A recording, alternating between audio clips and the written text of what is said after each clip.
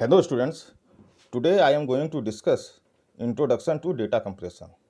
In this video lecture, I will discuss what is data compression, what are different types of data compression, and what are the measures of performance of different data compression techniques. So let's start. What is data compression? So data compression consists of two words, data and compression. It means we have to compress the data. Okay. So data compression is also called as compaction. So what is the definition? The data compression is the process of reducing the amount of data needed for the storage or transmission of a given piece of information, typically by the use of encoding techniques. तो data compression एक ऐसा process है जिसके through हम data की size को reduce कर रहे हैं ताकि उसको स्टोर करने में जो मेमोरी यूज हो रही है वो कम हो और उसको हम ईजिली और तेज़ी से ट्रांसमिट कर सकें. Okay, and for this we use encoding techniques. Okay, तो let's see the figure. This is X is your original data and now here is an encoder is there. It is used for encoding. Okay, and this will encoder will compress the data x. तो data x जो है after compression becomes y. तो y is the compressed data. Okay, now इस compressed data को आपको फिर से original data में कन्वर्ट करना है तो we have to use decoder, means decoding. तो if y is decoded by a decoder we get x dash. तो x dash क्या है? This is the decompressed data. तो x is your original data, y is your compressed data after encoding, and x dash is your decompressed data after decoding.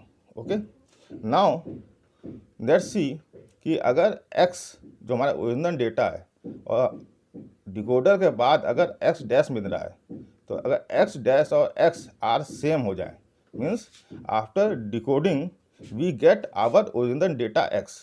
Okay, it means कि there is no loss of data.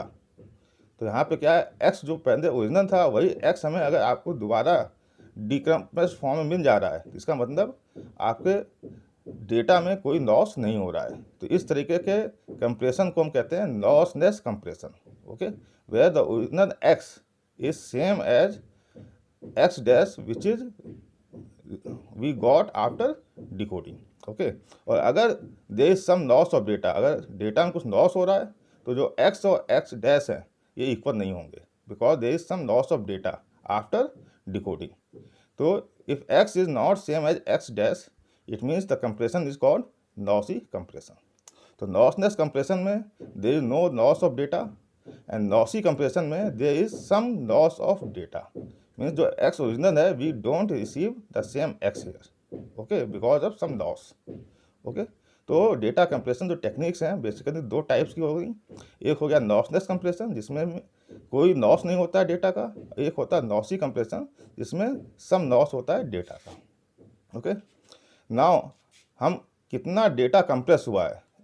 Okay, तो ये कैसे measure करते हैं? This is measured by compression ratio and this is defined by x by Y. x is your original data and y is your compress data. ठीक है ना. For example अगर x आपका 20 MB है, ओके, और after compression y क्या हो गया, 10 MB हो गया, तो कंप्रेशन रेशियो क्या हो जाएगा, x by Y that is 2:1. Okay, तो यानी कि जितनी मेमोरी रिक्वायर्ड थी x के लिए उसके आधी मेमोरी रिक्वायर्ड होगी y को स्टोर करने के लिए. तो इससे क्या होगा, आपकी मेमोरी सेव हो रही है. ओके, तो to measure how much compression is achieved we use compression ratio. Okay, now what is the need of data compression? तो there are 3 advantages. One first is storage space. Next storage space as file size of file get reduced. यानी कि जो storage है data का वो क्या होगा, reduce हो गया है. ऐसा हमने देखा कि 20 GB की फाइल है, MB की फाइल है, after compression it becomes 10 MB. तो 20 MB को जो मेमोरी चाहिए उससे आधी मेमोरी में कंप्रेस डेटा स्टोर हो जा रहा है. तो इससे हमारी जो है स्टोरेज क्या है वो सेव हो रही है. तो नेक्स्ट स्टोरेज के लिए हम डेटा कंप्रेशन यूज़ करते हैं. दूसरा है transmission time. Next time taken as smaller size file transferred from source to destination. अगर आपको कोई फाइल एक डिवाइस से दूसरे डिवाइस में ट्रांसमिट करनी है तो अगर फाइल की साइज़ जितनी कम होगी वो उतनी जल्दी ट्रांसमिट हो जाएगी। तो हम एक्चुअल में ओरिजिनल डेटा को ट्रांसमिट ना करके कंप्रेस डेटा को ट्रांसमिट करते हैं, क्योंकि उसकी साइज़ ओरिजिनल डेटा से कम होती है। तो जो ट्रांसमिशन टाइम है it becomes smaller. Okay, the third one is transmission speed. Uploading and downloading of file take less time due to smaller size. तो ट्रांसमिशन स्पीड बढ़ जाती है। अगर आप किसी फाइल को अपलोड कर रहे हैं या डाउनलोड कर रहे हैं, तो अगर फाइल की साइज़ छोटी होगी तो जल्दी अपलोड भी होगी और जल्दी डाउनलोड भी होगी। तो एक्चुअल में जब हम अपलोडिंग और डाउनलोडिंग करते हैं तो that is the compressed file, not the original file. तो अगर compressed file will take less time with high transmission speed while downloading and uploading. So these are the three major advantages for which we perform data compression. Let's see the types of compression. तो दो तरह के compression होते हैं, एक होता है lossy compression, एक होता है lossless compression. Okay, let's see one by one. First we see lossless compression. तो lossless compression is a class of data compression algorithms that allows the original data to be perfectly reconstructed from the compressed data. तो हमने देखा था कि lossless compression में there is no loss of data। जो original data होता है जब उसको हम कंप्रेस करते हैं, कंप्रेस करने के बाद हम डीकम्प्रेस करते हैं तो फिर से हमें ओरिजिनल डेटा मिल जाता है। तो x is same as x dash, मतलब there is no loss of data while decompression। Okay, this is what called lossless compression. बहुत से ऐसे सिनेरियो होते हैं जहाँ पे हम टॉलरेट नहीं कर सकते कि डेटा का लॉस हो। फॉर एग्जांपल, अगर हम कोई टेक्स्ट फाइल सेंड कर रहे हैं और उसमें कोई सेंटेंस है और उस सेंटेंस का कोई एक कैरेक्टर भी चेंज हो जाए तो उस सेंटेंस की मीनिंग ही चेंज हो सकती है। तो जो टेक्स्ट फाइल्स हम सेंड करते हैं वहाँ पे हम क्या चाहते हैं कि कोई भी लॉस ना हो डेटा का। जो टेक्स्ट कंप्रेशन होता है, बेसिकली जितने भी टेक्स्ट कंप्रेशन टेक्निक्स हैं दे कम अंडर लॉसलेस कंप्रेशन। क्योंकि अगर आप इंग्लिश का कोई सेंटेंस है उसमें एक दो वर्ड्स चेंज हो जाएं, एक दो अल्फ़ाबेट भी चेंज हो जाएं, तो हो सकता है कि पूरे सेंटेंस का मीनिंग ही चेंज हो जाए। ओके, या ऐसी चीज़ें, compression of binary files means कोई सॉफ्टवेयर है जिसकी EXE फाइल है, बाइनरी फॉर्म में है। हम जनरली जो सॉफ्टवेयर इंस्टॉल करते हैं तो हमें EXE फाइल मिलती है। ओके, अब उस EXE फाइल को आपने कंप्रेस किया और आपने ट्रांसमिट किया या उसको बाद में डीकम्प्रेस किया और आपको ओरिजिनल फाइल नहीं मिलेगी तो वो सॉफ्टवेयर इंस्टॉल नहीं हो पाएगा। तो अगर बाइनरी फाइल है मीन्स तो उसमें अगर आपने कुछ भी 0 का 1 हो गया, 1 का 0 हो जाएगा तो पूरा मीनिंग ही चेंज हो जाएगा। ओके, तो दैट्स वाई अगर बाइनरी फाइल्स हैं उनका कंप्रेशन अगर हम कर रहे हैं तो हम चाहेंगे कि जब वो कंप्रेशन क्या हो, लॉसलेस कंप्रेशन हो। या कई इमेज ऐसी होती हैं जिनमें हम यूज़ करते हैं लॉसलेस कंप्रेशन। फॉर एग्जांपल कि अगर कोई एक्सरे रिपोर्ट है, एक्सरे की इमेज है और उसको आपको डिकम्प्रेस करने के बाद उसमें कुछ लॉस हो जाए डेटा को, तो डॉक्टर को डायग्नोज करने में दिक्कत हो जाएगी। तो अगर एक्सरे फाइल है, एक्सरे की इमेज है, हम चाहेंगे कि वो जब डिकम्प्रेस की जाए तो हमें ओरिजिनल इमेज मिले। अदरवाइज अगर उसमें कुछ लॉस ऑफ डेटा होता है तो doctor will be not able to diagnose. Okay, तो दिस इज, तो ऐसी जगह पे जहाँ पे हम लॉस ऑफ डेटा को हम टॉलरेट नहीं कर सकते, उससे नुकसान हो सकता है, उस जगह पे हम लॉसलेस कंप्रेशन टेक्निक्स को यूज़ करते हैं।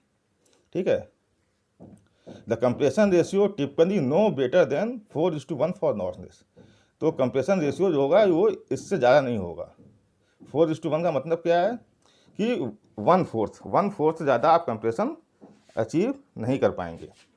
ठीक है, और जो टेक्निक्स यूज होती हैं लॉसलेस कंप्रेशन में, मतलब जो लॉसलेस कंप्रेशन एल्गोरिथम है, जो उसके लिए हम टेक्निक्स यूज़ करते हैं उसमें बेसिकली जो इंपॉर्टेंट टेक्निक्स हैं वो हैं हफमैन कोडिंग, एरिथमेटिक कोडिंग और गूनम्ब कोडिंग। इन टेक्निक्स को यूज़ करते हैं for lossless compression algorithms. Okay, इसके अलावा कुछ डिक्शनरी टेक्निक्स हैं जो अल्फ़ाबेट्स और टेक्स्ट फाइल्स पर अप्लाई होती हैं, वो है NZW या NZ77 या स्विकिटर।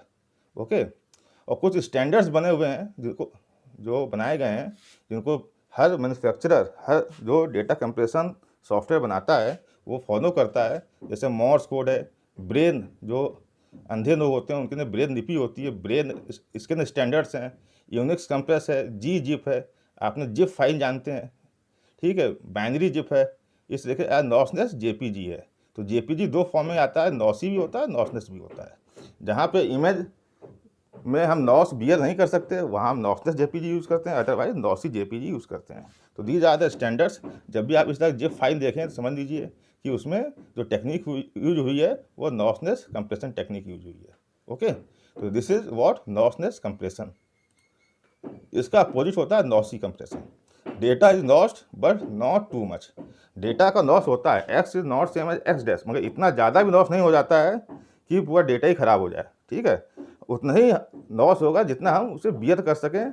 ठीक है, इस तरह का जो टेक्निक्स हम जनरली यूज़ करते हैं, ऑडियो है, वीडियो फाइल है, या कुछ इमेजेस में या फोटोग्राफ्स में यूज़ करते हैं। जैसे ऑडियो है, कोई सॉन्ग है, ठीक है, उसको जब आप डिकम्प्रेस करके सुन रहे हैं, आफ्टर डिकम्प्रेशन करके बाद जब आपने फाइल मिली उसको सब सुन रहे हैं, तो अगर ऑडियो थोड़ा बहुत इधर उधर हो भी जाता है तो आपको पूरा गाना समझ में आएगा। ठीक है ना, थोड़ी दिक्कत ज़रूर होगी पर गाना पूरा समझ में आ जाता है। सेम वे अगर आप कोई मूवी देख रहे हैं तो वो एक बहुत बड़ी फाइल होती है, वीडियो फाइल होती है। तो अगर एक आध फ्रेम में इधर उधर हो जा रहा है, क्लियरिटी नहीं आ रही है, तो भी आपको पिछला सीक्वेंस देख कर समझ में आ जाएगा कि एक्चुअल में इस फ्रेम में क्या हो रहा है। तो जहाँ पे बहुत ज़्यादा दिक्कत नहीं होती है, जहाँ पे हम थोड़ा बहुत नॉस बियर कर सकते हैं, वी यूज नॉसी कंप्रेशन। यहाँ पे बाय मिस्टेक नॉसनेस लिखा हुआ है, दिस इज नॉसी कंप्रेशन। ओके, तो compression ratio is 10:1 often in good high Fidelity results. तो यहाँ पे नॉसी कंप्रेशन में जो कंप्रेशन होता है वो बहुत ज़्यादा होता है एज कम्पेयर टू नॉसनेस। आप 10 गुना तक साइज़ को रिड्यूस कर सकते हैं। अगर 10 गुना तक साइज़ रिड्यूस हो सकता है, वहाँ पे 4 गुना तक ही रिड्यूस हो सकता है, क्योंकि वहाँ लॉसनेस में क्या है, एक रेस्ट्रिक्शन लगी हुई है कि डेटा किसी भी हाल में लॉस नहीं होना चाहिए।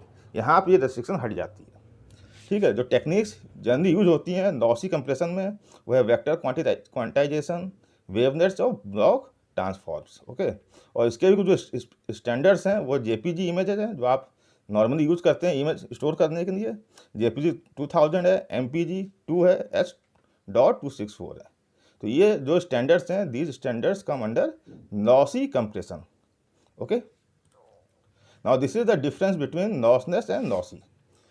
तो in lossless data compression there is no loss of any data and quality. तो हम जानते हैं नॉसनेस में डेटा ना कोई लॉस होता है और क्वालिटी भी मेंटेन रहती है, और नॉसी में there is a loss of quality and data which is not measurable. ठीक है ना, तो यहाँ पे there is some loss of data as well as quality. In lossless the file is stored in original form. Okay, क्योंकि lossless है तो आपको ओरिजिनल फॉर्म फिर से मिल जाती है, और इसमें लॉस होता है तो you can not restore the original file. Okay, lossless data compression algorithms are, जो है ये उनको कुछ नाम है, रन लेंथ इनकोडिंग, हफमैन, ये सब टेक्निक्स यूज होती हैं किसके लिए, लॉसलेस डेटा कंप्रेशन के लिए। और लॉसी डेटा कंप्रेशन में टेक्निक्स यूज होती हैं वो है transform coding, discrete cosine transform, discrete wavelets etcetera. These are the techniques used in lossless and lossy data compression. Lossless compression is mainly use to compress text, sound and images. Mainly जो lossless compression use करते हैं वो text files हो हैं, ऐसा sound files हैं, या images हैं। ओके, और यहाँ आप लॉसी कंप्रेशन का ऑडियो में, वीडियो में और इमेजेस में दोनों चल जाती हैं। ऑडियो वीडियो में मोस्टली हम लॉसी डेटा कंप्रेशन यूज़ करते हैं। As compare to lossy data compression, lossless data compression holds more data. तो मतलब साइज जो होती है आफ्टर कंप्रेशन वो ज़्यादा होती है एज कम्पेयर टू लॉसी। मतलब लॉसी में जो साइज आप ज़्यादा रिड्यूस कर सकते हैं, और लॉसलेस में जो साइज है वो उतना रिड्यूस नहीं होती है as compare to lossy. Okay, file quality is high, obvious है क्योंकि लॉसलेस हो रहा है। यहाँ फाइल क्वालिटी लो है क्योंकि लॉसी हो रहा है।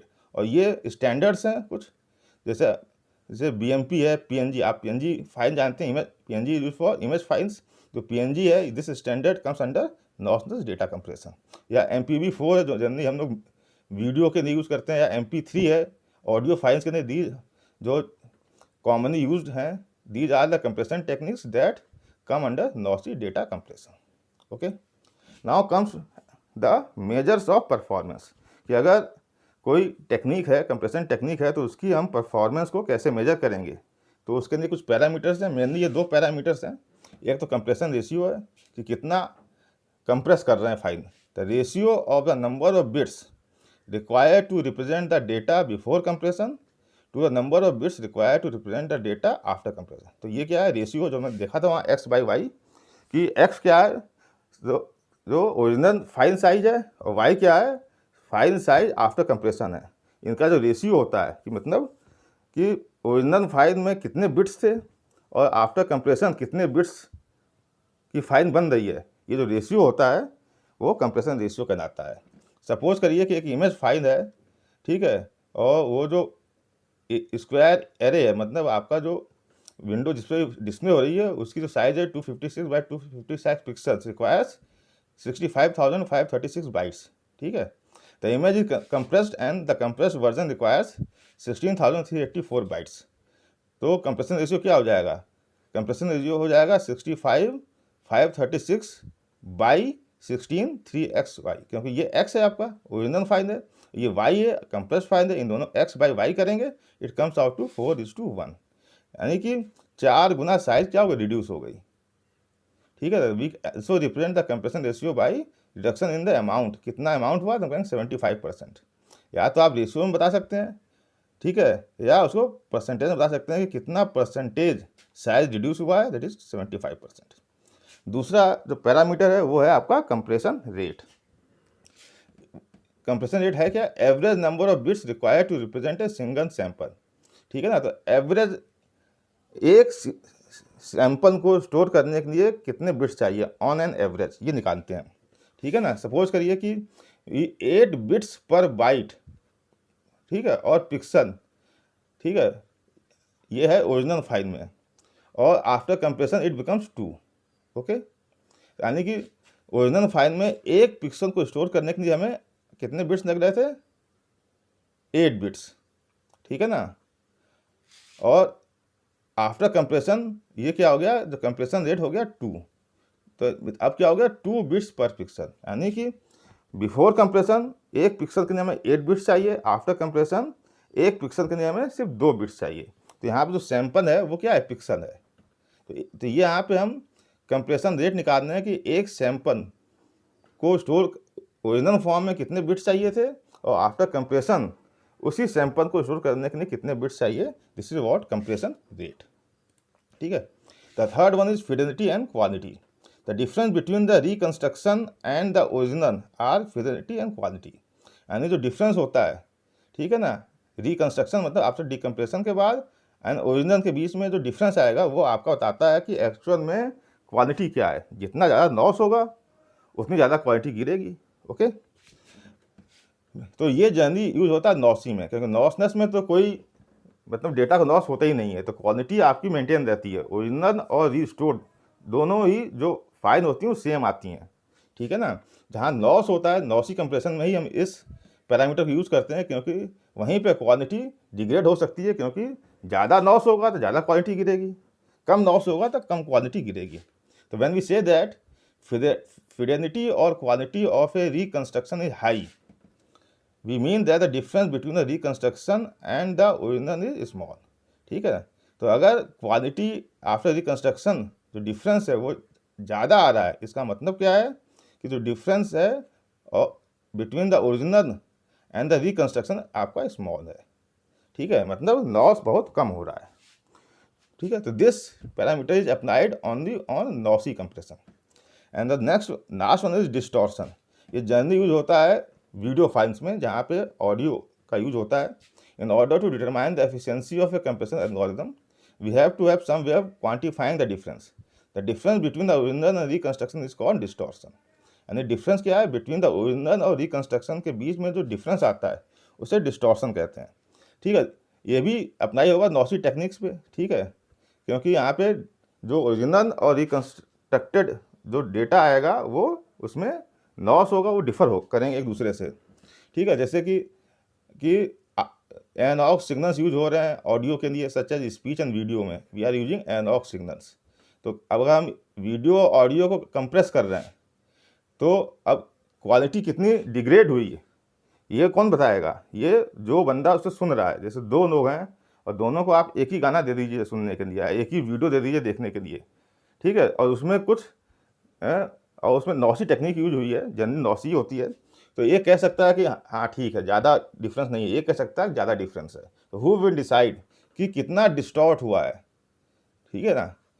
तो it is very difficult to say कि how much distortion has happened, ये कहना बहुत मुश्किल है, क्योंकि पर्सन टू पर्सन डिफर करेगा कि किसी को कम लगेगा कि डिस्टॉर्शन कम हुआ है, कम क्वालिटी थोड़ी कम है, किसी को लगेगा ज़्यादा क्वालिटी गिर गई है, ठीक है ना।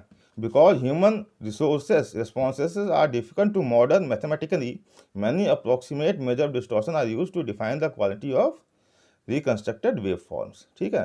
तो ये डिस्टॉर्शन यूज होता है मैंने कहा ऑडियो वीडियो में, जहाँ पे कि जो ऑडियो है वो पहले क्लियर आ रही थी, बाद में थोड़ी सी क्लैरिटी कम हुई है, तो हम कहें कितनी क्लैरिटी कम हुई है, ज़्यादा है तो ज़्यादा डिस्टॉर्शन हुआ है, कम क्लैरिटी है तो कम डिस्टॉर्शन हुआ है। द सेम इज वीडियो, ठीक है। तो ये एक्चुअली हम यूज़ करते हैं नॉसी में, ठीक है, नॉसनेस में नहीं यूज़ करते हैं, कि audio video compression technique generally use lossy techniques, okay. और फिडेलिटी और क्वालिटी भी we generally use for lossy, because they quality अगर तभी कम होगी जब डेटा लॉस होगा, तो नॉसनेस के लिए ये भी एप्लीकेबल नहीं है, ठीक है। तो फर्स्ट टू जो पैरामीटर्स हैं generally use for lossless data compression and, और ये चारों पैरामीटर्स यूज होते हैं for lossy compression techniques, okay. तो in this video lecture what we have seen what is data compression, what is the need of data compression, what are different types of data compression, what is lossy compression, what is lossless compression, what is the difference between lossy and lossless compression,